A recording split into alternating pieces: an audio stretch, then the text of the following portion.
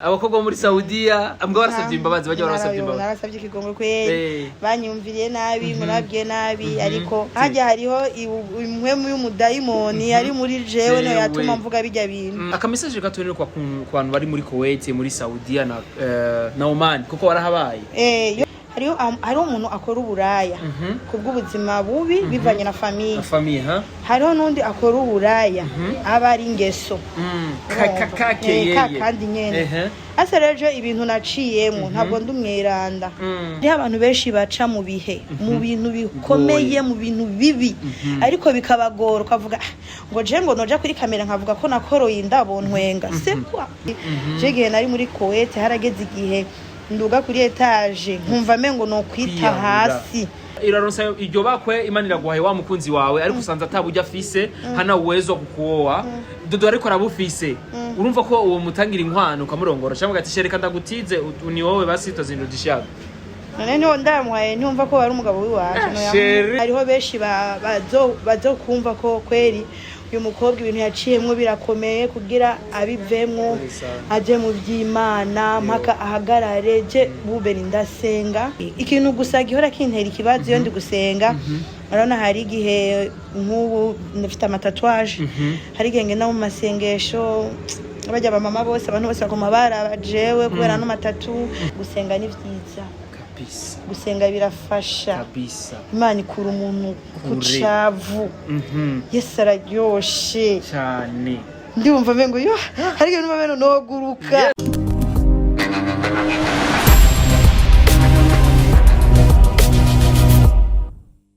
Bonsoir mesdames et messieurs, le vent de Buja Flavor. This is Step Media channel progress for this industry of Buja Flavor. Chekanya mukuru kibaza nasha mu industry of Buja Flavor. Nkuko tubikora reka dukengurikira Imana, hama dusura dukengurikira mu gakunzi ba Step Media 257 wherever you are ndakunda cyane nimba maze kugira subscribe se fresh bitarayigira naho gira subscribe kwa nyene ka rouge hama ucutumira n'abandi bose aho abusanzwe muzi abagenzi bawe batumira n'abagenzi babo gira subscribe ku bwinshi kugira ngo TV online yacu Step Media channel progress 257 kugira ngo nayo nyene ije muri rwa rutonde rwa TV online ariko akora neza cyane ariko bigenza neza cyane. Yes, uno munsi ndafite umutumire wanje witeka nkunda cyane basha nkunda gose yaragize imisi ari mu bintu right now turi kumwe n'abaraza kutubwira kuvyerekeye ubuzima bwiwe mbega meze gute yarahinduye ubuzima cyangwa cyane mu bw'amundi buzima nyene araza kutubwira byinshi ni Dodo Burundi. Dodo bite Dodo isa yazaneze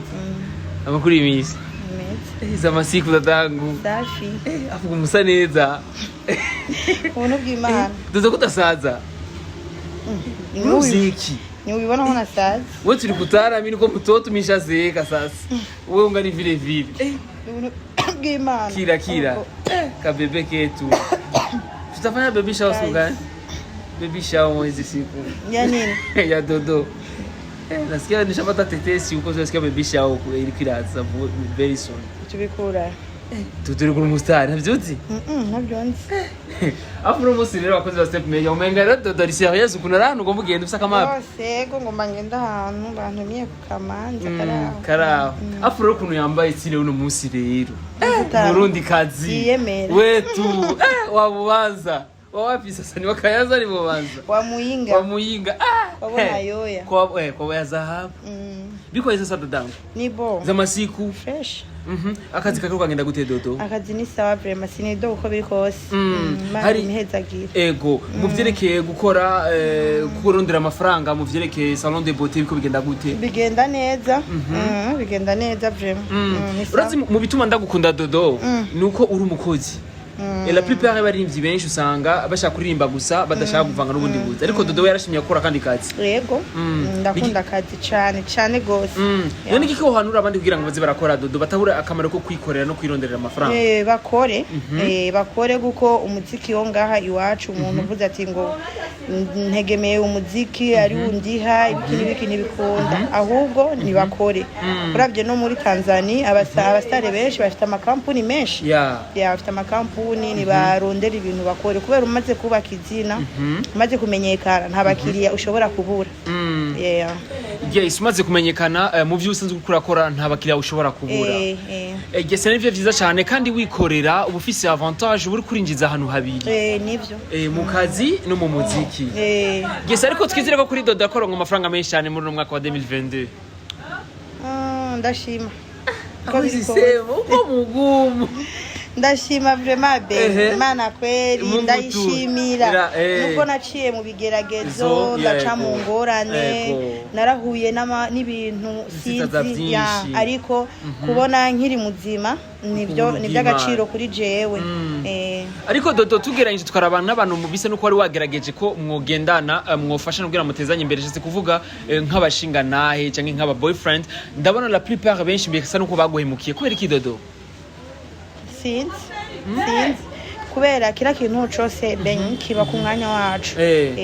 kandi nta kibera ubusa mu buzima oya je ndiyizi n'umutima wanje ndawuzi kandi ndasenga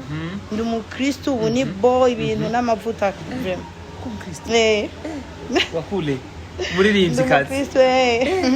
Dodo afu ibintu byose byarahindutse kuri wewe cyane warashimye guhindura uba mu bundi buzima butandukanye bujya wari ubwawe bwa mbere nabonye ko kare nitwara nabi nakora ibintu bitari byiza nakora amabi yani nta kintu cyiza nakora mvuga ati je Dodo iki kintu nishiza kuri jewe urumva ariko ubu Imana yarangiriye ubuntu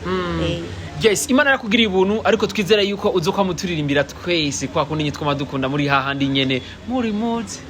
uzoka muturirimbira gospel serious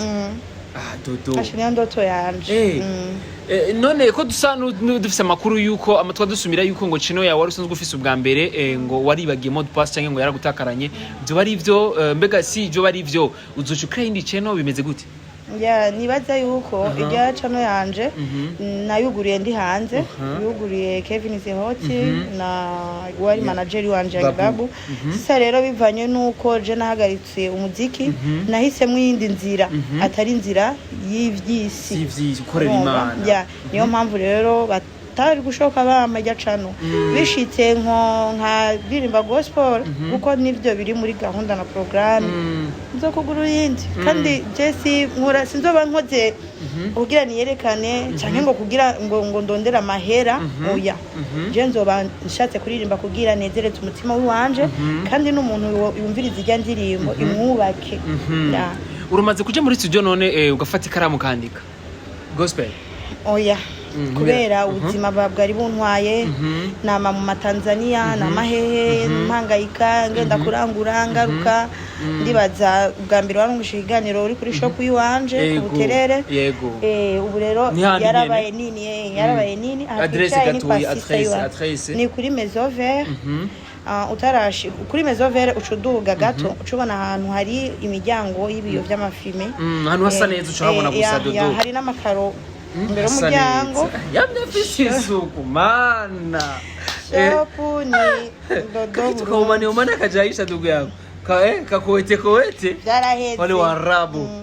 baravuga ngo nzocuya uzohera uko vile tena pale meze neza naco mbuze Imana yaramezagiye nta birenze ibyo uri muri muzi y'Imana kabisa nakunogira ko mix rero ukashira muri muzi muri gospel muri muzi na Jésus Christ Dodo uretse kuzi kuririmba Dodo sana kandi urabikunda kandi birakubereye ndabikunda kandi umaze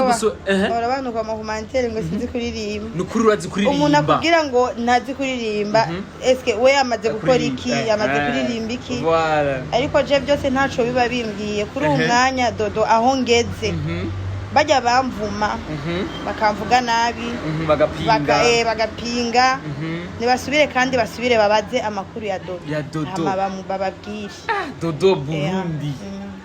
yes ni Dodo Burundi ko turavugana right now je ndamuheruka kera avuga ati Beni je nzo kwirondera ndagwa ikiganiro kandi bizogenda neza cyane kandi ndashimye cyane Dodo gumunyizera Dodo akora agateka kurantera kwe hariho rero ikiganiro shaka uzoze nzo bafite témoignage itesa nukuri kwimana guko ibintu Yesu yankoreye asa kunambia ibintu Yesu yankoreye no hanura kubera Beni ndakubwira ikintu kimwe hariho umuntu akora uburaya kubw'ubuzima bubi bivanye na famille hariho n'undi akora uburaya aba ari ingeso kandi nyene ase rero ibintu naciyemo ntabwo ndumweranda kandi nzobivuga ku mugaragaro kugira numve ko ndemurutse ku mutima ndagenda gusenga hari ngenda mu masengesho nkumva mene ko ndagwana n'umutima nkumva mengo ko nohagarara nkashinga intaye nkavuga ibintu je bincako nturire dodo nturire ndabona utanguye kurira ndabona utanguye kurira mpava usanga uri kuribuka namwe zigisabo ngaha tuzobigerako ariko ndibaza yuko hariho benshi bazokumva ko kweri uyu mukobwa ibintu yaciyemwo birakomeye kugira abivemwo aje mu by'Imana mpaka ahagarare je bube ndasenga shobora kumva mu nzu ntasenze sishobora gukora ikintu cyose nashize Imana yanje imbere rero ibintu byambaye n'ibyanshikiyeko hazogera igihe mpamagara nk'umujournaliste 2-3 kubera ya muntu azokumva ryatimonyaje yiwanje bizomwigisha urumva amenye yuko hariho ahantu Imana ikura umuntu ikamushira handi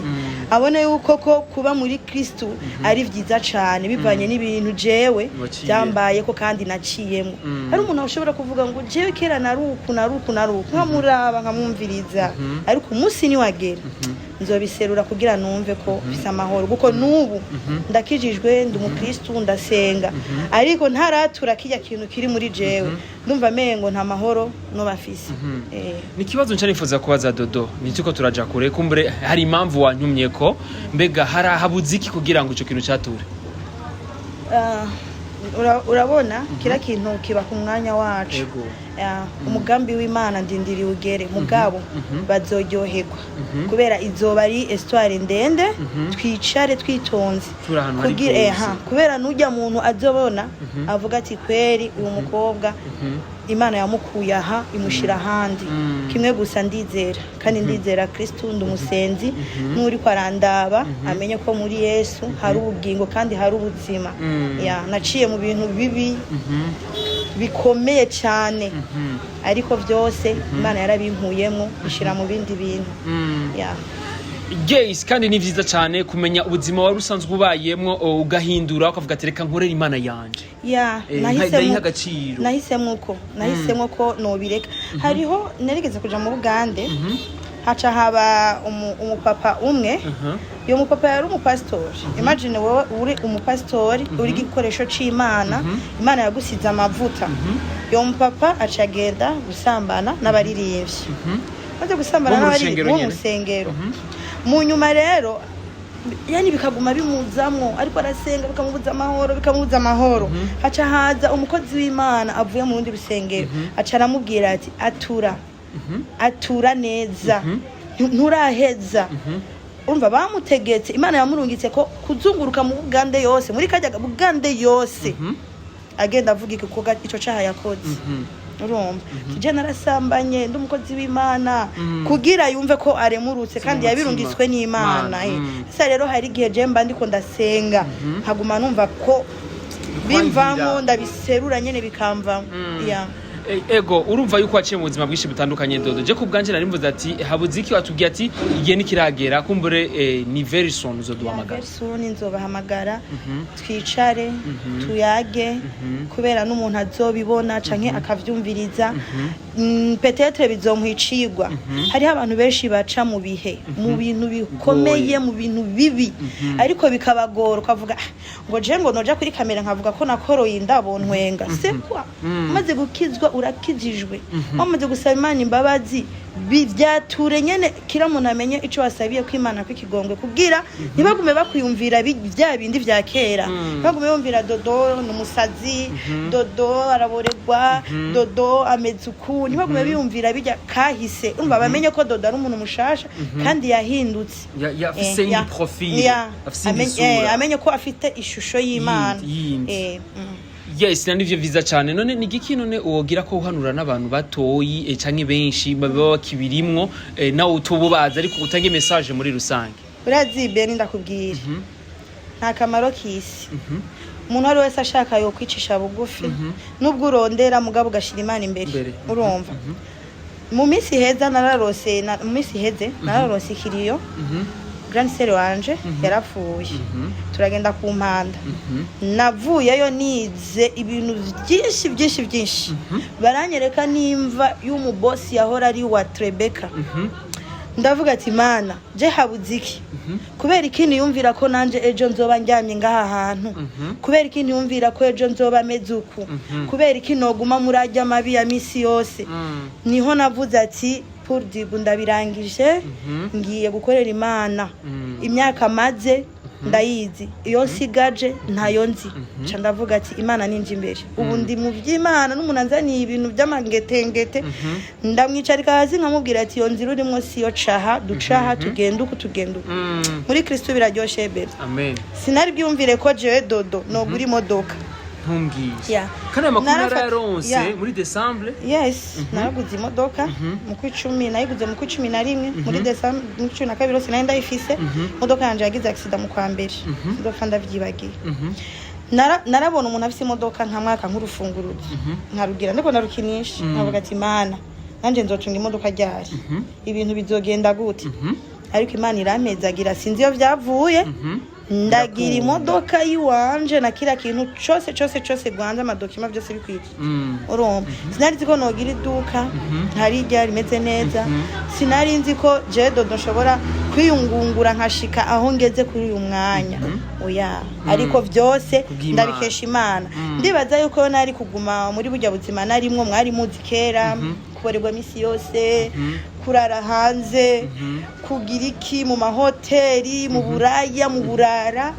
ndibaza ubu mba narapfuye ko harageze igihe numva mengo no kwiyica nkava kuri iyi si urumva ariko maze kwinjira mu by'Imana muri Kristo naciye numva mengo umutima wawe ndaremurutse ikintu gusa gihora kintera ikibazo iyo ndi gusenga urabona hari igihe nk'ubu ndafite amatatuwaje hari igihe ngenda mu masengesho bajya abamama bose abantu bose bagoma barajewe kubera no matatu kugira rero umuntu ugume wambara impuzu igufuka usanga bigoye kimwe gusa ndasaba ukuntu umuntu wari wese yoba anyumva kino kiganiro ndasaba ko mufasha ubufasha ukuntu nokura ko tatuwaje barazikurako ntabyo nzi barazikura ko afite ukuntu basubiriza hajya nyene babakishije nyene bari umutsi bakoresha mu gusa urazimvye ariko birakunda baziravako zondangire njani ndavyifuza guko umuntu maze gukiza ubukizijwe maze ubuhinduye look ubugiye mu bindi bintu ubugiye mu bundi buzima niyo mpamvu rero ntegerezwa kwinjira gose kugira ndabe ko noba ndi neza na nivyo vyiza cyane kumuri urumva ko dodo riko biraza neza kandi imonde ariko arajamwe ni yindi nyene tuba twifuza kwa ririmbyi bacu byo nene gadodo ego nivyo kweri turabona na gastile wambaye vraiment ka bien sana kadabu dodo apo wamnyubereye kuva kera dodo bwa buntu bw'Imana nguma ndakubwira bw'Imana none dodo ari ndimo ikirundi yozi kuririmba gadodo ikirundi turimbire twumva akira amashimwe Yesu urabikwiye reka ndagutazire mwamura bibereye kuguitangaza byawe Mana wankoreye ni wewe ndirimbo nagakiza kanje amen nababwiye dodo yakijijwe mubo nayo yabwira mugabo mubiharira yes ugiye muri doti ugiye gutwikura bimeze gute mbega nta karimbo ko gutwikura kwa karimbo nasanze uko aririmba ngaha kakirunzi kaya karimbo cyako kandi nibiredo kikirundi ariko aririmba nakimana kikirundi gusa kimigenzo y'ikirundi barimbira bari umukobwa agiye bariki sinzi ko nakora aririmba kikirundi nako nibuka nakibuka wewe mumwibutse bashe ndakibuka ko aririmbo bashe akarimbo ariko aririmba ngaha kikirundi ivi nakuzi nta ndirimbo basuzi ikirundi basi bakunze kuririmba nko mu madote canke mu manzeri madote cyangwa nikajya kamwiriwe abyaye mwiriwe turatanze mwiriwe yes ndamvega tuza kuririmbira ryari natwebwe gucyonye mwiriwe turamutse abavyeyi bawe ushaka nyene Imana izobikora kuko urazi Dodo kuko naramaze kuyisaba shaka umutipe yisoneye azimana umwe azoza nibagiye kwanza no gufata ibirango ndiko ndasoma ambira ati sheri uri mubiki ya umuntu azoza njana mu vyisi tugende kuboregwa tugende muri boîte tugende hehe oya Imana ntimume vre ntimume nkeneye uw'Imana izama kandi ndamaze kurisengera kandi ko bigenda neza Dodo ya bigenda neza cyane tuvyizere ko bigenda neza Yes, nabwiye ko bigenda neza cyane turi kumwe na Dodo Burundi izina ryari ndi nyene ariko nizohinduka Dodo Burundi ko Burundi Dodo ryavuye kuri Dorcas ngo witwa amazina yanje y'amavuko ni Irankunda Mwajuma navukiye mu muryango w'Islamu Mwayuma afufuse izina Mwajuma kaolewa abatanzania baraguma sasa rero mama yaragize ikibazo papa hapfiriye mama carakitswe sasa nanje nari nkiri umwana bijya by'ubwisilamu candabi depoza candakitswe uca uyitwa Dorcas niryo Dodo umva rero rya Dodo rizoca rigumako yarizova ko rya Dodo hagende Dorcas uzoca witwa Dorcas gospel ya wewe bazi kuko Murundi uyu biteza Roza Muhando cyanda byifuza kweri nuwo kumva kino kiganiro afise chat ayoterera akavuga ati je nakwemere Bibiliya sigawe meigo je ruguru kwibana mwemere Bibiliya ndayemeye nikanzi garukira nikanzi jipi garukira ya uzoza ubizanye mu mukurikira mu nahe zokuzana Bibiliya ni jipi garukira hari yepfo kanzu nzoyambara ikanzu ndende nziza y'ubufasoni nzoyambara kandi uzotegura umunsi w'ikiganiro tugira intahe ya Dodo ubuzima byose yaciyemo gose naho ngere kugira basi ninjire muri Kristo neza byose nzobivuga ntaco niyagiriza sintinya urumva nta na kimwe numva ko cotuma kubuza gushikiriza intahe yawe ya kutavuga ibintu byakubaye byambaye ko ibintu biri ku mutima wanje ndabiserure kugira numve ko nokorohereza nta kintu na kimwe cobimbutse ya guys Dodo tubwiye yuko ko yahezagiwe Imana yaramuhezagiye iramuronsa umuduga mu kwezi kwa 11 mu kwa 12 yaragifise ariko malchance mu kwa mbere bica birahinduka umuduga ucugira isanganya mbega Dodo niwe ariko arawutwara kuko amasukuru dusanzwe dufise umuduga si Dodo ariko arawutwara dushaka kumenya ukuri umuntu yari yayintije yarambwiye ndamutije acaragira accident acarahunga ntari mu Burundi kugira angirire declaration twaramubuze sigura yuko nkeka peut-être nta permis yari afise mugabo ntavyo nzi ariko ndashima Imana ko ndi muzima ataco nabaye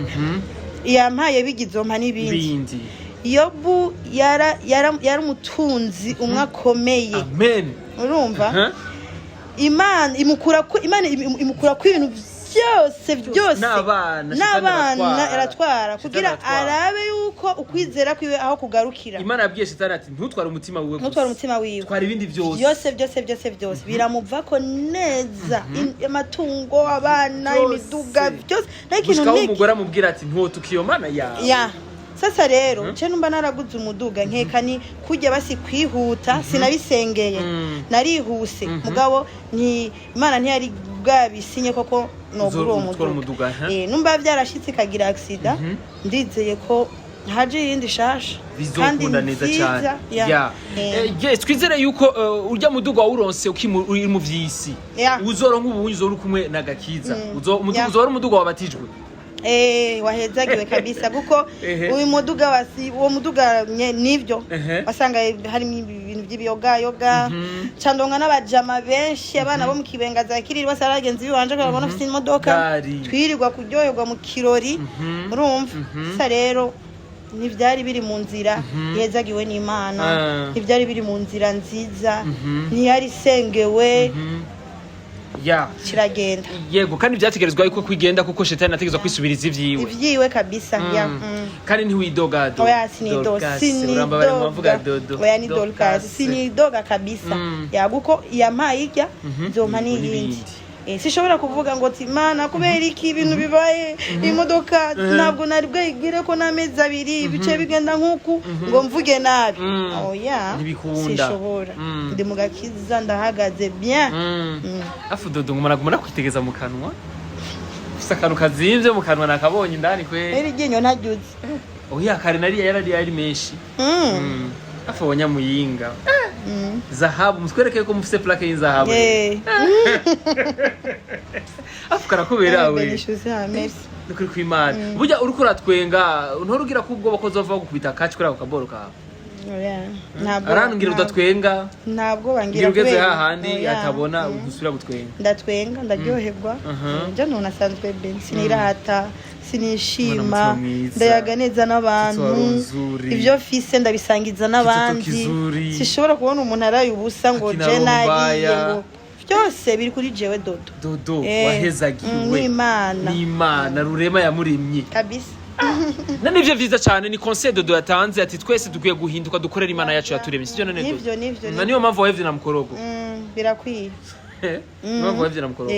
none mukorogo ni igicumuro mukorogo nese kwihindura umubiri nturi kurihindura umubiri nagira mukobwa akwiye kwisiga kugira ngo ase neza oya hariho amavuta ukwiye kwisiga kugira ugira agapo keza ntugire n'umwera ngaho sima kawihindura ariko urabona ko usa neza ubunye dodo ndashitse ibyo ngo ndakubwira ko ari ubuntu bwa Kristo usa neza vraiment kwera ubwa mbere wari ufite ibintu vya noir ngaha afuko nabito dusharizo handindiriye uw'Imana izoma azoca akuramwo yashiremwo ubwiwe none ko iki wayishizemo ngaho akuremwo n'udusharizo gusa n'ibisanzwe nta nico bisigura afu dodo je vraiment shaka kweri ni waronka umushinga naye mwiza umuhungu mwiza muhuza kuko abo maze kuronka bose iri mu vyisi vraiment bagomba kudecevoir sana baguma bankorera utujete bagomba kudecevoir yes ariko nivyo nta muntu numwe adakunda ngo abure umuhemukira byose birajana waramaze kuja muri mode ushobora kubaba barashobora guhemukira kandi nawe ugasanga hano n'abandi uhemukira nawe warahemukiye abandi ariko dodo uzobasaba imbabazi none byose inyuma mugendana uwo munsi niho tuzobirangiza mumbabarire nawe uri mu ex ariko naraguciye inyuma kijya gihe yo bo gutabira abo waririye utunoti dodo utasema kweli kubera kiriya gihe nari mu vyisi abakobwa muri Saudiya ambwa barasabye imbabazi bajya barasabye imbabazi narasabye ikigongwe kweli banyumviriye nabi murabwiye nabi ariko Saudiya Oman Kuwait hajya hariho imwe mu dayimoni ari muri jewe no yatuma mvuga bijya bintu Jayce kandi nivyo vyiza cyane gusaba imbabazi mu gihe wakosheje nta kuko nta ubabarirwa atababariye nawe nyene atatanze ikigwango sibyo none gadodo aka message gato kwa bantu bari muri Kuwait muri Saudiya na Oman kuko warahabaye yo ubasigaye nabo basenga bafite abagenzi bari muri Kuwait hari umugenzi wanje yitwa Fanny ndamukunda gose niwe yatumye mbere nja neza mu gakiza hariho ikiganiro duhora dukunda kumva cakanguka abara kurungikira kanguka hata rero yarigeze kundungikira ama voice mu nyuma canamira do dairodinga yo kanguka urashobora kugufasha mu bibazo wowe burimo kandi nivyo kabisa yaragufashije yaramfashije nubira cyamfasha aka message rero gatuye kuri abakobwa bose bari muri Saudiya Oman na Kuwait nibahinduke barondera ubuzima bari muri Kristo barondera ubuzima batekanye yani babone yuko isi tuzoyisiga kandi uko turiko turayigenda ko natwe mu budongo niko izodukandamiza urumva bamenye yuko atanyungu y'ivyisi nivyo turarondera kugira tubeho kuko ni ivyandikwa by'Imana si twe twiremye n'Imana yaturemye kandi Imana iba izi ikizoba avana après se rero nubabwira ko bohinduka bakaba bana beza bakaguma basenga uko nyene nkuko umuntu ashobora gusenga no ku telefone je hari igihe dimanche naja gusenga aja ku telefone mbwa amasengesho ndakunda cyane Jayce urumva yuko ari message nziza kandi n'abantu basanzwe babaye ubuzima bukomeye cyane hariya do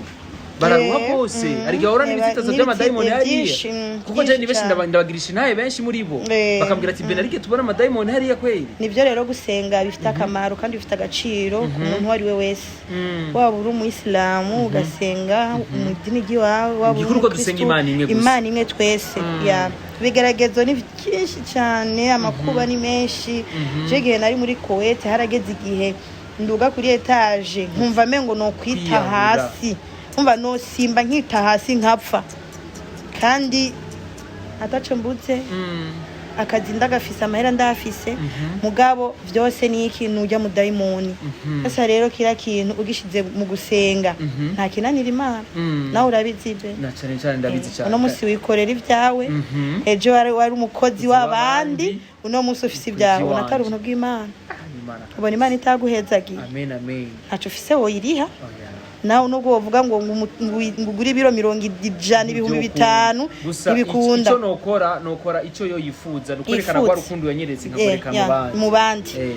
kugira yampaye ivyiwanje nzohezagira abandi baronke nabo nyene bazibagira ivyiwawe nivyo kabisa kandi namwe ndabashimire cyane ko mwaramfashije cyane ariko ntavyo womenya ko wamfashije ntavyo womenya makanda bikubwiye waramfashije cyane urabimbwira none wafashije ntabakwiye kumenya ni Imana ibizi niyo mpamvu Imana yakurokwereye nta kundi cyo gituma Imana kumigurizagiye oye ari umunsi umwe jana tugira dushwara oya nta munsi warimwe kweli niko wamezagiye niko ari byo wafashije kandi Imana izo kumigurizagira amen kandi ndakwifurije umugabo mwiza azo kubera umugabo mwiza wakama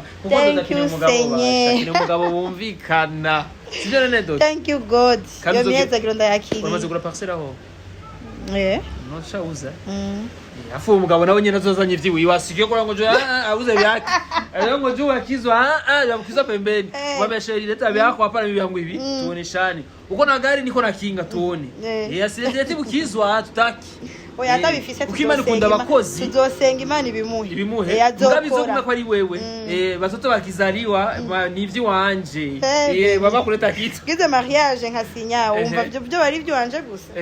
nakabazo gato nifuza kubaza Dodo iraronsa iryo bakwe Imana iraguhaye wa mukunzi wawe ariko usanza atabujya afise hana uwezo kukuoa Dodo ariko arabufise urumva ko uwo mutangira inkwano ukamurongora cyangwa gati shereka ndagutize ni wowe basito zindo dishaga none niho ndamwaye ntumva ko bari umugabo wiwaje no ya sheri saneza kwa ni bwana wewe kuna ka histoire Kenya ulitupiga mama yako anampatia gafranga baba yako wewe ukamuuliza jua nini anampaga franga alikwambia ana sheri wangu sasa na mimi nikimpa sheri wangu lakini washaoana mwa yaoana kila kitu mwanzo wa mvua kunyesha panaanzaga mawingu ndo anajifunga kwanza agacaza bituragara n'imvura of course asa rero nibisanzwe turashobora gukwashira wiwe mwumvikana mukundana nibikozi gamana mwumvikana nataka kama mariage yako vraiment je shaka kuzuza muri mariage yawe uwo muhuntu jezo mucira umugaro gati umuntu twaye uyu akunda ibikogwa kamuko kigaba kabisa utakunywa buyi saa sita usiku na mchana sinihebuye ndize kandi bizokunda buyi saa sita na mchana ndagushimira cyane Dodo cyane ndabashimiye hama aka message gato muri rusange ku barundi bose bataramenya Yesu ariwe n'Imana itari abarundi n'abarundi kazi abari mu yanze y'ibihugu abari ngaha muri Oman Saudi Kuwait hose ntana igihugu cyose kuba hari umurundi ariko aranyumviriza gusenga ni vyiza kabisa gusenga birafasha kabisa Imana ikura umuntu kucavu Yesu araryoshe cyane ndumva mengo yo hari ibintu mabeno noguruka Yesu we urumva